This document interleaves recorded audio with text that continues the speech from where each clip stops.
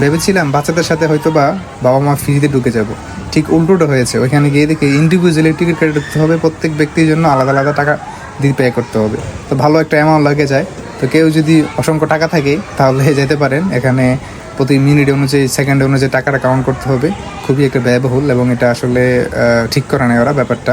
তো যাই হোক, এটা হয়তো এদের রুলস। চারোদিকে শুধু ঘড়ি টাঙায় রাখছে, দেখেন শুধু ঘড়িতে মিনিট দেখবেন, একটু পর পরে তাকিয়ে তাকিয়ে দেখবেন, আর সময় শেষ হলে আস্তে করে বের হয়ে যাবেন।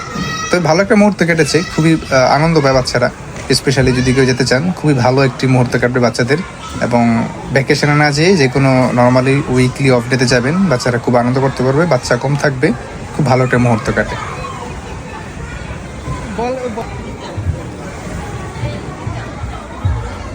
এক কথায় যদি একটা রিভিউ দিতে চাই, সেটা হচ্ছে খুবই অসাধারণ একটি জায়গা, বিশেষ করে বাচ্চাদের জন্য খুবই আনন্দের একটি মুহূর্ত পার করে, এবং খুবই আনন্দ পায় বাচ্চারা। তো স্পেশালি ছুটির দিনগুলোতে বাচ্চাদেরকে নিয়ে যাওয়া দরকার, নিয়ে গেলে আর খুবই আনন্দের একটি মুহূর্ত পার করে। জি, তো এটাই ছিল। ভালো থাকেন, ভালো রাখেন, দেখা হবে নতুন একটা এপিসোডে।